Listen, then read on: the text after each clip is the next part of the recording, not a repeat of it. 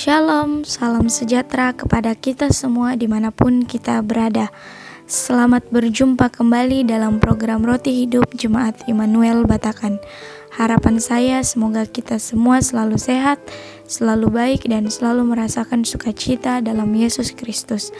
Dalam program Roti Hidup, kita akan mendengarkan dan merenungkan sebagian dari firman Tuhan. Namun sebelum itu, mari kita siapkan hati dan pikiran kita, dan kita berdoa. Bapa kami yang bertahta di kerajaan surga, di kesempatan kali ini kami bersyukur atas hari baik serta atas kesehatan yang boleh kami peroleh, sehingga pada saat ini kami masih bisa mendengarkan sebagian dari firman-Mu. Kami mohon kepadamu Bapa, bantulah diri kami dalam memahami apa yang Engkau kehendaki dan Engkau rencanakan dalam diri kami melalui firman yang akan kami baca dan perdengarkan, hingga firman-Mu itu bisa menjadi pedoman bagi diri kami, sehingga dalam kami melihat agar kami bisa melihat dengan cara-Mu, dalam kami bertindak agar bisa bertindak sesuai dengan kehendak-Mu, berkata-kata dalam kebenaran-Mu, serta bisa saling mengasihi sesuai apa yang telah Engkau teladankan bagi diri kami tentang kasih sejati.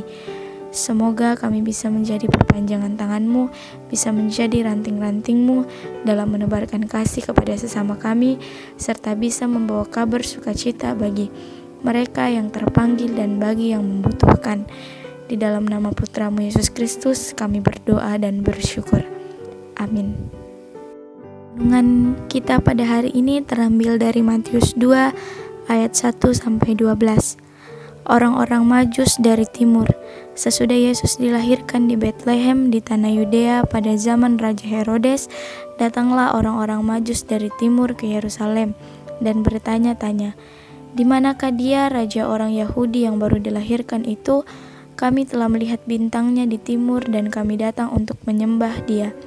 Ketika Raja Herodes mendengar hal itu, terkejutlah ia beserta seluruh Yerusalem. Maka dikumpulkannya semua imam, kepala dan ahli Taurat bangsa Yahudi, lalu dimintanya keterangan dari mereka, di mana Mesias akan dilahirkan. Mereka berkata kepadanya, "Di Betlehem, di tanah Yudea, karena demikianlah ada tertulis dalam kitab Nabi, dan engkau Betlehem, tanah Yudea, engkau sekali-kali bukanlah yang terkecil di antara mereka yang memerintah Yehuda. Mereka daripada mula akan bangkit seorang pemimpin yang akan menggembalakan umatku Israel." Lalu dengan diam-diam Herodes memanggil orang-orang Majus itu dan dengan teliti bertanya kepada mereka, bila mana bintang itu nampak. Kemudian ia menyuruh mereka ke Betlehem, katanya, "Pergi dan selidikilah dengan seksama hal-hal mengenai anak itu, dan segera sesudah kamu menemukan dia, kabarkanlah kepadaku supaya aku pun datang menyembah dia." Setelah mendengar kata-kata raja itu, berangkatlah mereka dan lihatlah, bintang yang mereka lihat di timur itu mendahului mereka hingga tiba dan berhenti di atas tempat di mana anak itu berada. Ketika mereka melihat bintang itu, sangat bersukacitalah mereka. Maka masuklah mereka ke dalam rumah itu dan melihat anak itu bersama Maria ibunya, lalu sujud menyembah dia. Mereka pun membuka tempat harta bendanya dan mempersembahkan persembahan kepadanya, yaitu emas, kemenyan, dan mur. Dan karena diperingatkan dalam mimpi supaya jangan kembali kepada Herodes, maka pulanglah mereka ke negerinya melalui jalan lain. Amin. Firman Tuhan.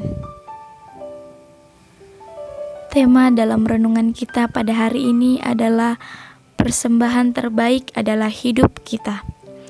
Saudara-saudari kekasih dalam Tuhan, seperti yang sudah kita baca dalam Matius 2 ayat 1-12, bahwa karena kerinduannya yang sangat besar untuk bertemu dengan Sang Juru Selamat, orang-orang Majus rela menempuh perjalanan yang jauh dan melelahkan dari timur ke Yerusalem.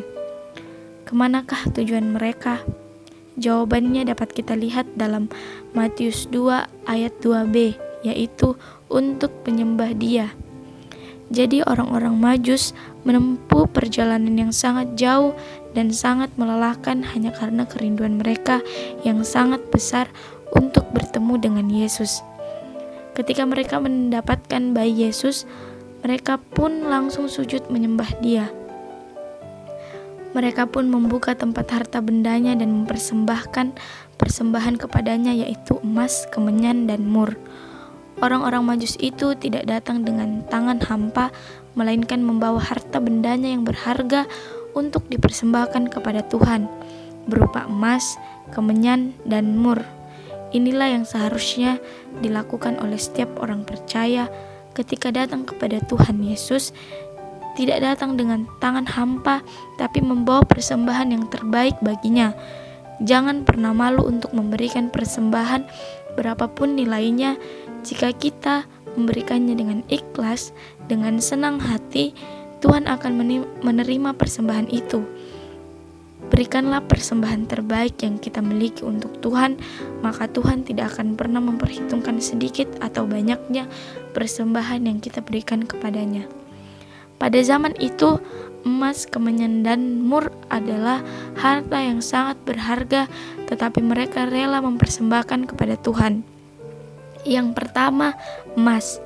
Emas adalah lambang kekayaan, sesuatu yang sangat berharga dalam hidup orang.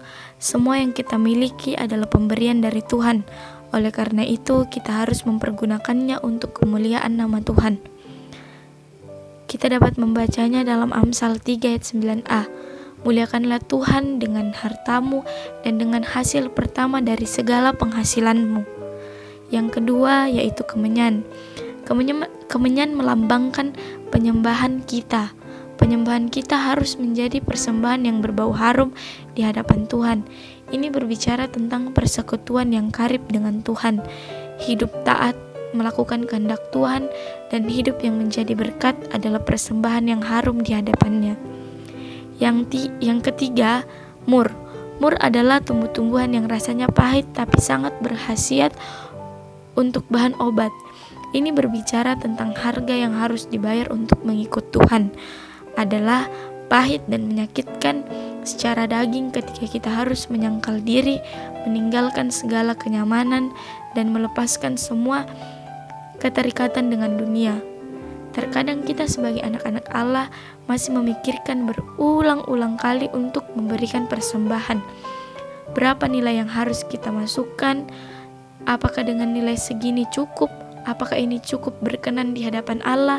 Dan tidak jarang kita malu untuk memberikan persembahan karena nilainya yang terlalu sedikit. Banyak sekali pertimbangan-pertimbangan yang kadang muncul di benak kita, di dalam hati kita, dalam hal memberikan persembahan. Berbeda dengan orang-orang Majus yang pada saat itu memberikan harta terbaik dan sangat berharga yang mereka miliki untuk diberikan kepada Tuhan. Kita sebagai anak-anak Allah seharusnya meneladani sikap orang-orang Majus dalam memberikan persembahan terbaik yang kita miliki untuk Tuhan.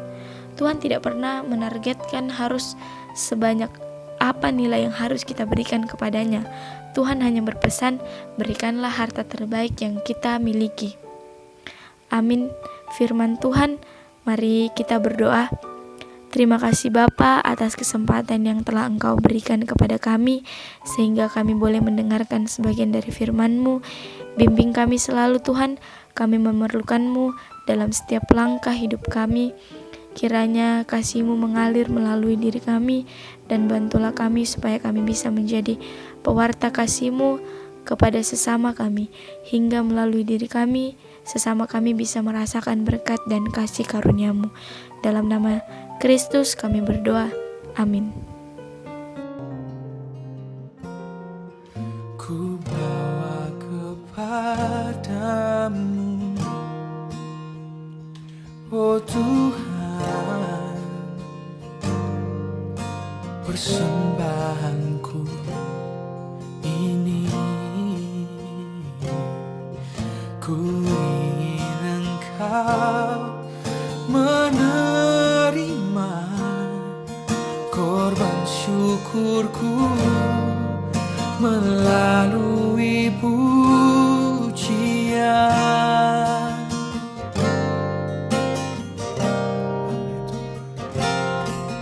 Ku bawa kepadamu,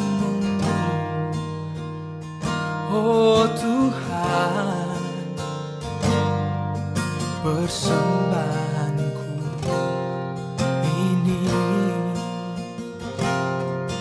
Ku ingin Engkau menerima korban syukurku melalui pujian.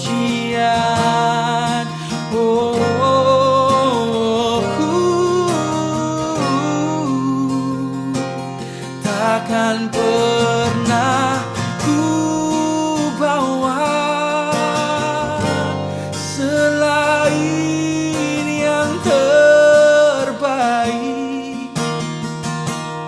yang harum dan sejati di hadapan tahta-Mu. Yesusku, terimalah korban syukurku ini yang mengalir di hatiku sebagai penyembahanku. Oh, takkan pernah ku bawa selain yang terbaik, yang harum dan sejati di hadapan tahta-Mu. Yes, Yesusku, terimalah korban syukurku ini yang mengalir di hatiku sebagai penyembahanku. Oh, terlalu banyak yang Kau perbuat, terlalu besar kasih setia-Mu, Tuhan. Oh, kami mau berikan yang terbaik, karena Kau layak, Kau layak. Oh,